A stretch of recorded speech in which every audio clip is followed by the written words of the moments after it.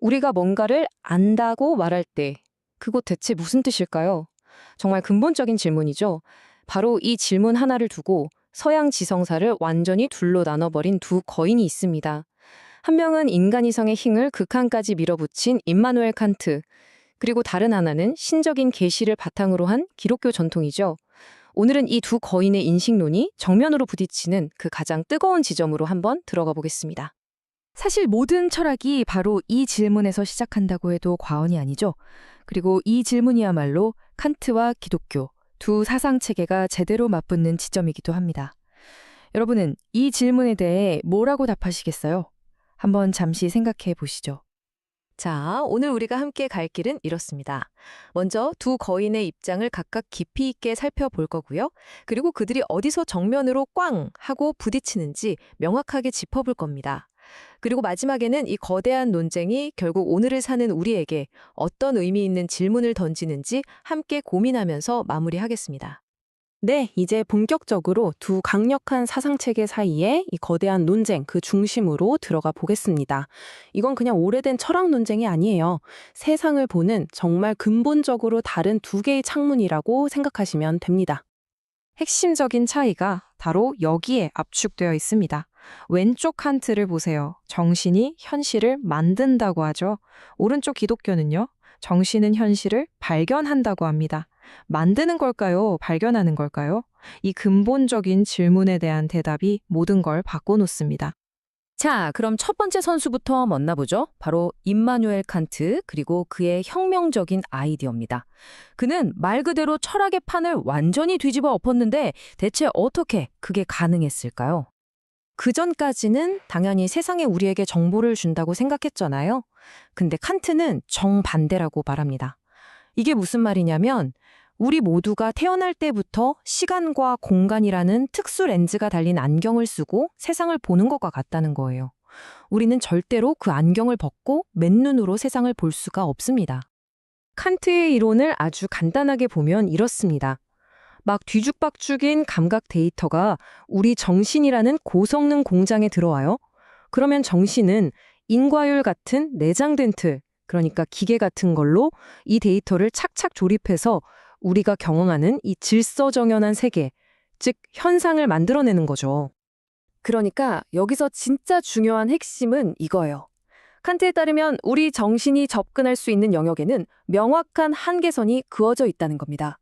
우리는 정신이라는 필터를 거친 우리에게 보여지는 세계만을 알 수 있을 뿐이라는 거죠. 아, 그러면 당연히 이런 거대한 질문이 떠오를 수밖에 없죠. 그럼 우리 정신의 필터, 그 안경 너머에 있는 진짜 세상은 과연 어떤 모습일까? 이게 바로 칸트 철학이 우리에게 남긴 가장 심오하고도 논쟁적인 미스터리입니다. 이 엄청난 미스터리에 대한 칸트의 대답은 아주 단호합니다.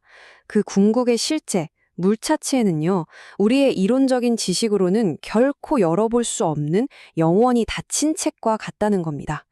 자, 칸트가 우리 정신 안에 진리의 틀이 있다고 봤다면 이제 완전히 반대 방향에서 접근하는 관점을 살펴볼 차례입니다. 바로 세상을 읽어내는 정신, 전통적인 기독교의 세계관이죠. 이 전통의 한 가운데에는 아다에콰티오 인텔렉투스 앳 레이라는 고전적인 진리 원리가 떡 버티고 있습니다. 좀 어려운 라틴어죠? 쉽게 말해 사물과 지성의 일치라는 뜻이에요. 무슨 말이냐면 우리의 정신은 실제를 만들어내는 게 아니라 이미 존재하는 실제에 정확히 딱 들어맞도록 설계되었다는 믿음입니다. 여기서 아주 중요한 비유가 하나 있는데요. 실제는 마치 신이라는 위대한 저자가 쓴 의미로 가득 찬 책과 같다는 겁니다. 그리고 우리의 정신은 그 책을 읽을 수 있도록 같은 저자에 의해 만들어진 일종의 독해도구인 셈이죠. 기독교 전통에서는 진리로 가는 길이 두 가지가 있다고 봅니다. 하나는 우리의 이성을 사용해서 자연세계라는 책을 탐구하는 길이고요. 다른 하나는 계시를 통해서 저자의 의도를 직접 듣는 길이죠. 근데 여기서 정말 중요한 건 이 둘이 서로 싸우는 게 아니라는 거예요. 오히려 서로를 완성시켜주는 파트너 관계에 가깝습니다. 자, 이제 진짜 하이라이트입니다. 이 두 거인을 나란히 세워놓고 어느 지점에서 어떻게 정면으로 충돌하는지 직접 한번 확인해 보겠습니다. 와, 이 표를 보시면 정말 흥미로운 지점이 딱 보이죠. 바로 첫 번째 줄, 진리의 근거예요. 칸트는 진리의 기준이 우리 정신 안에 있다고 보고 기독교는 세상 밖에 있다고 보는 겁니다. 바로 이 차이 하나가 진짜 도미노처럼 탁탁탁 쓰러지면서 지식의 한계, 형이상학, 심지어 신의 역할에 대한 생각까지 전부 다르게 만들어버리는 거죠. 그렇다면 전통적인 기독교의 창문을 통해서 칸트의 이 눈부신 철학 체계를 보면 어떨까요? 몇 가지 아주 심각한 문제를 제기합니다. 기독교적 관점에서 보는 핵심 비판은 이겁니다.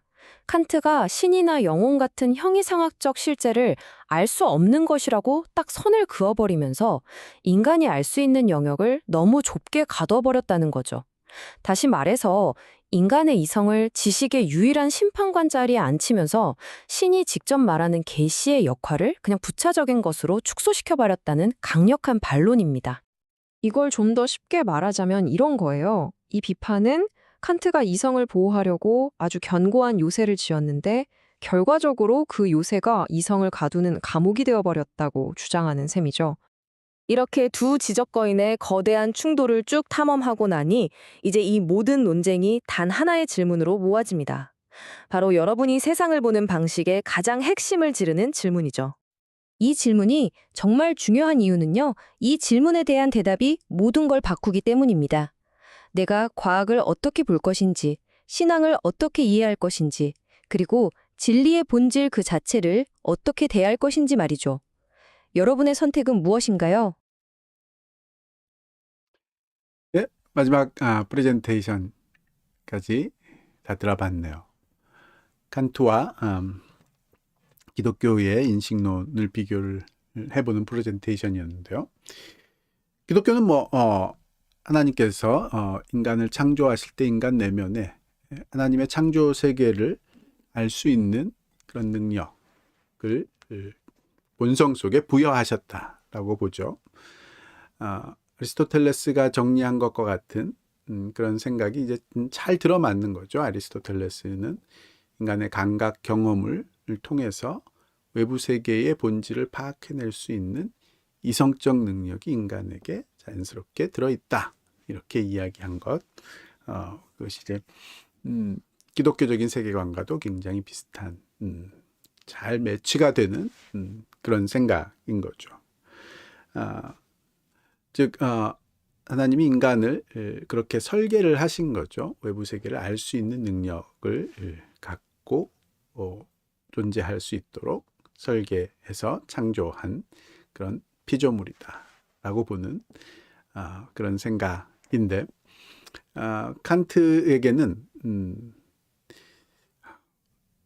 진리라는 것은 외부 세계의 실제를 우리가 파악해내는 것이 아니라 우리의 이성의 틀로 진리를 만들어내는 것, 즉 마치 말하자면은 뭐라고 할까요? 이 커터가 쿠키를 이렇게 찍어내듯이 그렇게 이제 인간이 만들어내는 것, 그것이 진리다라고 생각을 하게끔 인식의 방향을 이제 바꿔낸 거죠. 느닷없이 그렇게 했다기보다는 외부 세계의 실제 모습을 우리가 정확히 알 수 있다면, 그걸 알 수 있는 능력이 있다면 왜 인간들에게 다른 의견들, 외부 세계에 대한 다른 의견들이 존재하는가? 왜 사람들이 같은 의견으로 수렴되지 않는가? 이 문제에 대한 생각을 하다가 말하자면 지식의 방법론이 지식을 아는 과정이 경험이냐, 이성이냐, 아니면 계시냐, 여러 가지 이 논쟁으로 여러 가지 의견으로 싸운다는 것을 이제 사람들이 이제 명확하게 하고 그것이 해결된 말하자면 공통된 어떤 객관적인 잣대가 딱 주어져 있지 않다라고 생각을 한 거죠. 그래서 그 객관적인 잣대를 칸트가 스스로 만들어 보겠다. 즉 인간의 이성이라는 것이 어떤 의견들, 사람들의 의견들을 다양한 의견들 중에서 어떤 것이 맞는지를 딱 최종 판결자가 되게 하는 그런 모습으로 이성을 정의를 하려다 보니까 생겨난 문제인 거죠.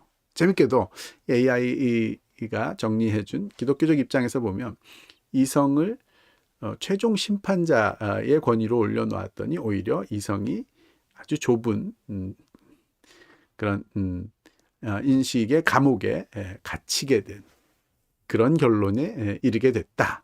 이렇게 보는 것, 즉 인간의 이성이 알 수 있는 범위가 아주 제한된 즉 그런 요소이다.